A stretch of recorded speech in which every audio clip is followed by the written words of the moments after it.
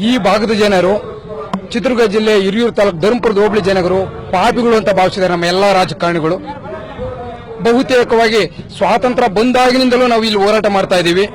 ಆದ್ರೂ ಸಮೇತ ಅಧಿಕಾರಕ್ಕೆ ಬಂದಂತ ಎಲ್ಲಾ ಸರ್ಕಾರಗಳು, ಅಧಿಕಾರಕ್ಕೆ ಬಂದಂತ ಎಲ್ಲಾ ಶಾಸಕರು ಬಹುತೇಕವಾಗಿ ಈ ಭಾಗದ ಜನರನ್ನು ನಮ್ಮನ್ನು ಮೋಸ ಮಾಡ್ತಲೇ ಬರ್ತಾ ಇದ್ದಾರೆ.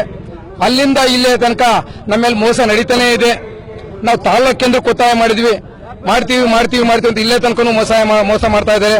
ನಾವು ಪೀಡ್ರು ಚಾನಲ್ ನಮಗೆ ಕುಡಿಯಕ್ಕೆ ನೀರು ಕೊಡ್ರಿ, ಈ ಭಾಗದ ಜನಕ್ಕೆ ನೀರು ಕೊಡ್ರಿ ಅಂತೇಳಿ ಸುಮಾರು ಸತತವಾಗಿ 100 ವರ್ಷಗಳ ಹೋರಾಟ ನಮ್ಮ ಇತಿಹಾಸಕ್ಕೆ. ನಮ್ಮ ಈ ಹೋರಾಟಕ್ಕೆ 100 ವರ್ಷಗಳ ಇತಿಹಾಸ ಐತೆ. ಇಲ್ಲಿಗಾದ್ರೂ ಸಮೇತ ಬದ್ಧತೆ ಇಲ್ಲದ ರಾಜಕಾರಣಿಗಳು ಇಲ್ಲಿ ಏನು ಶಾಸಕರಾಗಿದ್ದಾರೆ, ಏನು ಮಂತ್ರಿಗಳಾಗಿದ್ದಾರೆ, ಏನಿಲ್ಲಿ ಈ ಜಿಲ್ಲೆ ಈ ತಾಲೂಕನ್ನು ಆಳಿ ಹೋಗಿದ್ದಂತ ಎಲ್ಲ ರಾಜಕಾರಣಿಗಳು ಈ ಭಾಗದ ರೈತರನ್ನು ವಂಚಿಸಿದ್ದಾರೆ, ಈ ಭಾಗದ ಜನರನ್ನು ವಂಚನೆ ಮಾಡಿದ್ದಾರೆ. ಅವರಿಗೆ ಮುಂದೆ ಒಳ್ಳೇದಾಗಲ್ಲ.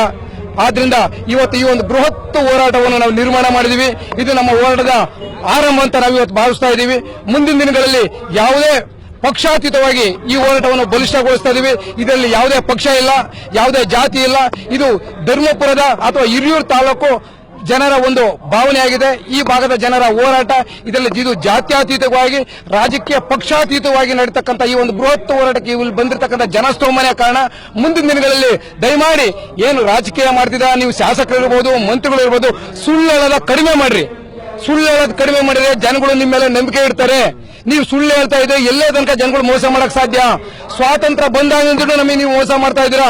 ಇನ್ನೆಷ್ಟು ದಿನ ನಿಮಗೆ ಮೋಸ ಮಾಡ್ತಾರೆ? ನೀವು ದಯಮಾಡಿ ಅರ್ಥ ಮಾಡ್ಕೋಬೇಕು. ಈ ಭಾಗದ ಜನರ ಸಹನೆಯ ಕಟ್ಟೆ ಹೊಡಿತಾ ಇದೆ.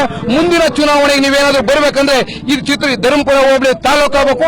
ಧರ್ಮಪುರ ತಾಲೂಕಿಗೆ ಪೀಡ್ರು ಚಾನಲ್ ಬರಬೇಕು. ಇಲ್ಲದೆ ಹೋದ್ರೆ ಮುಂದಿನ ದಿನಗಳಲ್ಲಿ ಸಂಪೂರ್ಣವಾಗಿ ನಾವು ಹೋಬಳಿಯಾದ್ಯಂತ ಚುನಾವಣೆಯನ್ನು ಬಹಿಷ್ಕಾರ ಮಾಡ್ತೀವಿ. ಹೋರಾಟದ ರೂಪುರೇಷೆಗಳನ್ನು ಕ್ರಾಂತಿಕಾರಿಯಾಗಿ ನಿರ್ಮಾಣ ಮಾಡ್ತೀವಿ ಒಂದು ಮುಂದಿನ ದಿನಗಳಲ್ಲಿ ಅಂತ ಈ ಸಂದರ್ಭದಲ್ಲಿ ನಾನು ಹೇಳ್ತೀನಿ.